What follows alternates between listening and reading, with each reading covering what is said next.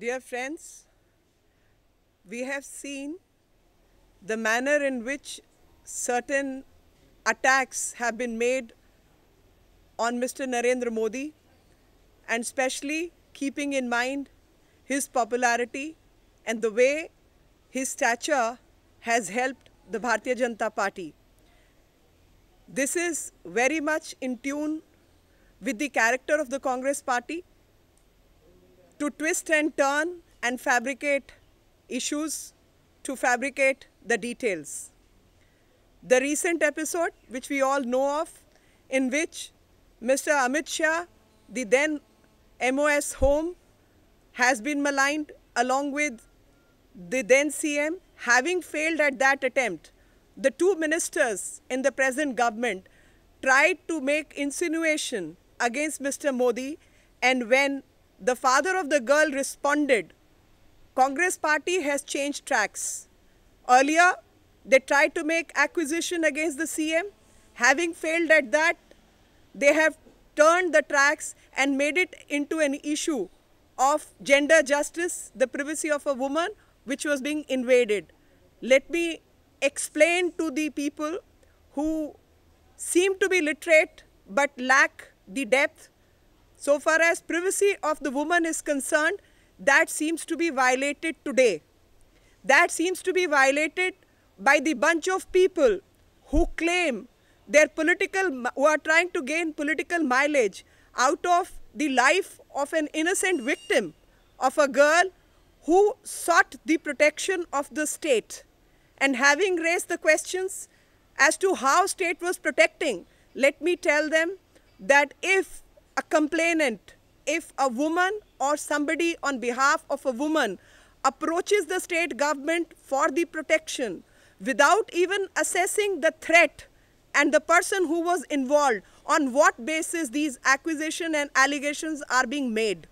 Are they even aware of the detail as to how the woman was being maligned? And after having no knowledge, today they are trying to do exactly the same. A case of protection converted into stalking. And if stalking didn't work, made it into snooping. And from snooping, it has at least come down to prying her privacy. Now, who is prying the privacy?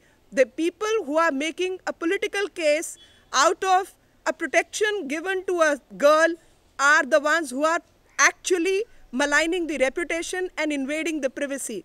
The right of privacy is a very basic right, a fundamental right of an individual.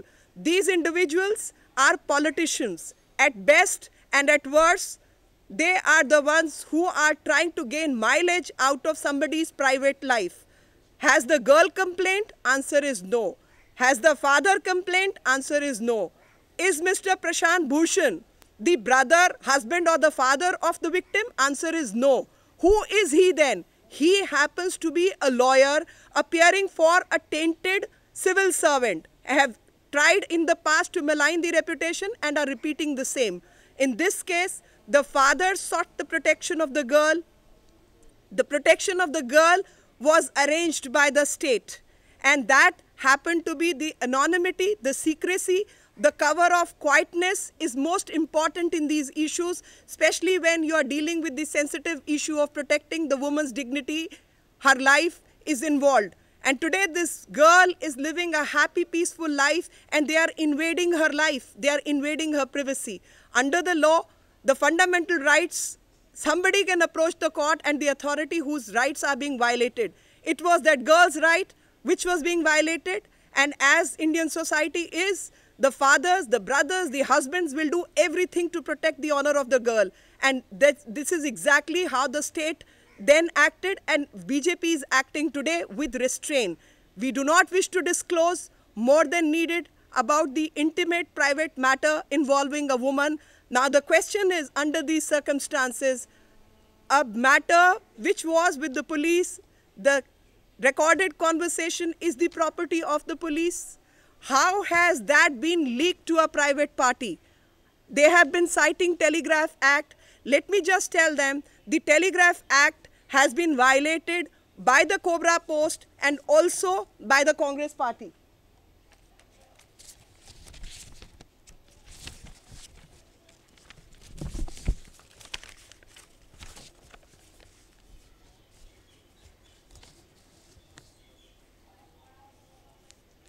23B, 23A, without the permission, intrusion into signal room, trespass in telegraph office or obstruction, if any person without the permission of competent authority enters the signal room, telegraph office or the government or a person licensed under the act. Now in this particular case, my friends, you must understand, the surveillance was under the instruction of the state government on a complaint. Now if on a complaint state has acted and has given security to that woman, that is very much allowed and permitted under the Telegraph Act. Today, when this authorized information is going into the unauthorized hands, whether you label it as Tehelka or Cobra Post, or you label it as Gulel or Congress Party, it is one and the same thing. These people represent a mindset where they can play with the dignity of a woman and play completely opposite to gain political mileage out of a situation where a woman's honor needs to be protected, and give it the name. And that is why I call them Goebbels, because they are trying to turn the tide in a different direction than what it was supposed to be. Trying to malign, when having failed that, they are trying to make it into an issue of women's safety and security, while the state government was doing exactly what they are claiming was being violated. And if there is any violation, that violation has been made by these so-called claimants of personal dignity and personal rights. They are violating the right to privacy, they are violating the right, they are casting aspersions, they are assassinating a woman's character. This is the level to which they can stoop. I don't know how low they can stoop, but this definitely is a case where you can see the hand-in-glove manner in which the Congress Party is working with its surrogates and is propping up people one way or the other.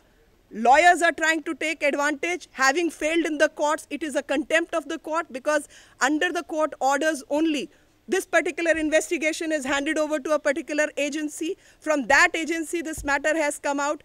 Telegraph Act has been violated, right to privacy has been violated, and it is no person's right to know where and what I am doing.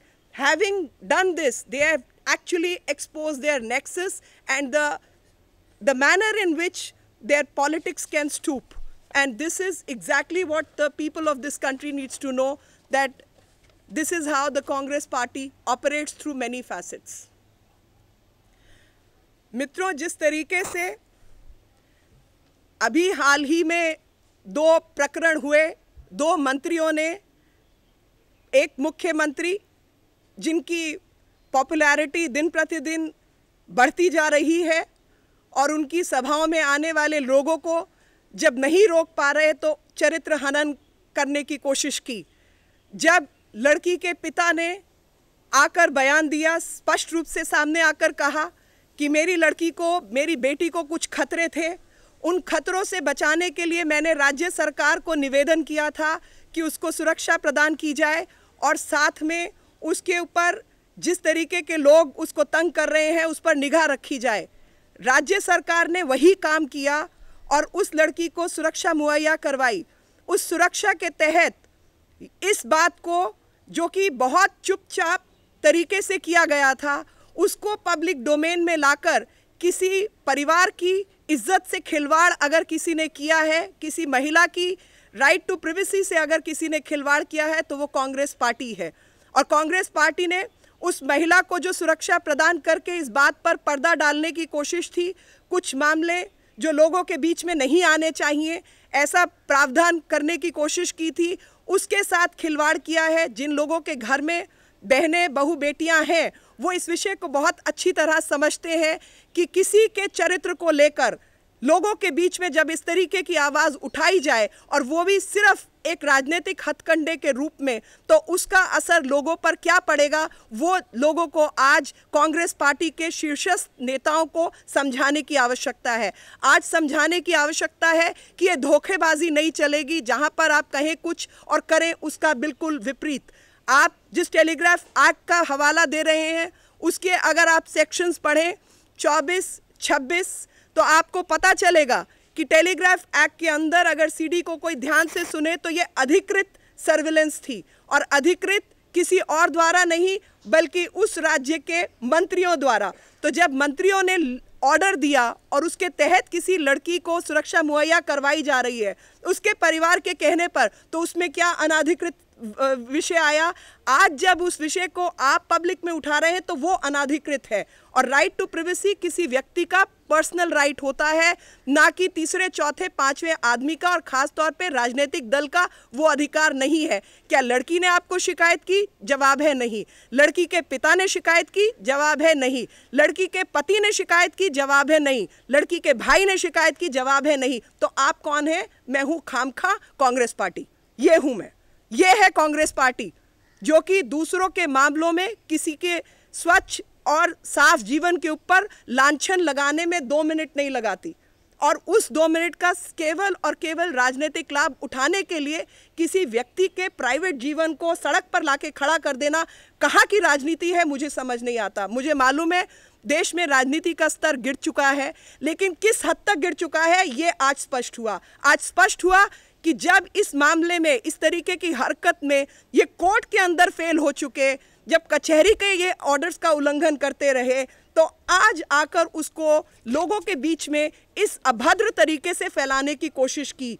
पहले इनके 2 मंत्रियों ने मुख्यमंत्री के खिलाफ कुछ अभद्र भाषा की तरीके से इशारा करते हुए कुछ लांछन लगाने की कोशिश की। जब लड़की के पिता ने आकर सामने आकर ये बात कही कि मेरे कहने पर उस लड़की को सुरक्षा दी गई थी, तो अब उस मुद्दे को बदलकर महिला सुरक्षा के विषय से जोड़ दिया गया कि उसकी प्राइवेट लाइफ में इन्वेड किया। अगर उसकी प्राइवेट लाइफ में किसी ने इन्वेड किया तो वो कांग्रेस पार्टी ने किया। क्या उस महिला ने शिकायत की? टेलीग्राफ एक्ट के तहत अगर कोई कंप्लेंट कर सकता है तो वो महिला ही कर सकती है जिसकी सुरक्षा का वायलेशन हुआ। इस केस के अंदर उस महिला को प्रोटेक्शन की आवश्यकता थी, और किस खतरे से वो जूझ रही थी उसकी जानकारी इन लोगों के पास नहीं है। और अगर इन लोगों के पास ये जानकारी नहीं है कि किस तरीके के खतरे से वो जूझ रही थी, इनको ये अधिकार नहीं है उस महिला के विषय में, उसके पिता के विषय में, उसके पति के विषय में, या उसकी लड़की के मामले में इस तरीके का खुलासा लोगों के बीच में डाला जाए। इस हद तक राजनीति का स्तर जाएगा, मुझे इसकी उम्मीद आज भी नहीं थी। लेकिन कांग्रेस पार्टी से इस तरीके की उम्मीदें एक उम्मीद के सहारे ही होती हैं कि लगातार वो इस तरीके की हरकतें करेंगे, करते रहे हैं, पूर्व में भी की है, और हर बार उनकी ये हरकत उनके ऊपर ही वापस कालक लगती है। और एक 60s के ज़माने में एक नारा होता था, कांग्रेस को काला हाथ, कालो हाथ। आज कहीं ना कहीं जब इस मामले को आप देखें तो चाहे वो कोबरा पोस्ट हो, चाहे वो गुलेल.com हो, और चाहे वो तहलका हो, और चाहे कांग्रेस पार्टी हो, तो कहीं ना कहीं ये सरोगेट्स हैं कांग्रेस पार्टी के, और वो काला हाथ दिखाई देता है कि किस तरीके से पीछे पीछे कुछ चीज़ों को सियासी रूप दिया जाता है और उन सब बातों को गलत तरीके से पेश किया जाता है, मामले को उलझाया जाता है, तोड़ा मरोड़ा जाता है, और किसी भी लड़की की ज़िंदगी के साथ इस तरीके का खिलवाड़ कर सकते जो अपने जीवन को सुरक्षित तरीके से इज्जत के साथ निर्वाह कर रही है, उसको मजबूर कर रहे हैं सड़क पे आने के लिए।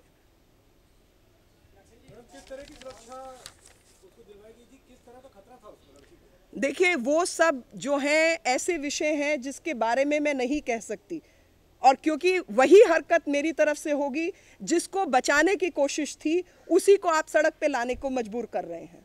इस तरह की सुरक्षा क्या सारी लड़कियों को दे पाएंगे मोदी जी? अगर आप सुरक्षा की बात करें तो जिस तरीके से दिल्ली का कंपैरिजन करें आप गुजरात के साथ, तो इस तरीके की सुरक्षा गुजरात ने अपने यहाँ की लड़कियों को दी है, और वही इसका एक उदाहरण है।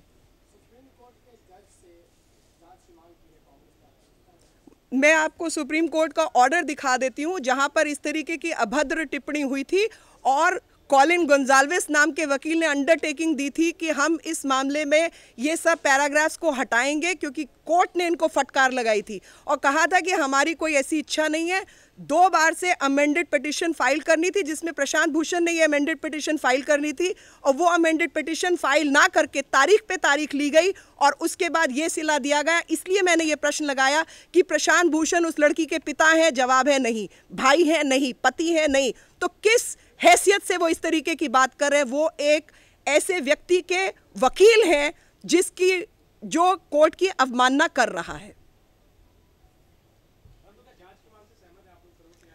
अरे कोर्ट प्राइवेट मैटर है, जिसके अंदर जिस लड़की की इज्जत बचाने का पक्ष है, उस लड़की के पिता कुछ कह रहे हैं, लड़की कुछ कह रही है। कांग्रेस पार्टी होती कौन है? कौन है कांग्रेस पार्टी? बाप है, भाई है, मां है, कौन है? राजनीतिक दल जो कि कोई भी हथकंडा अपना सकता है। इसमें तो जांच उल्टी होनी चाहिए कि अगर कोई चीज केस प्रॉपर्टी थी, स्टेट की प्रॉपर्टी थी, इन लोगों के हाथ में कैसे आई और उस स्टेट प्रॉपर्टी का दुरुपयोग कैसे हुआ, ये जांच होनी चाहिए।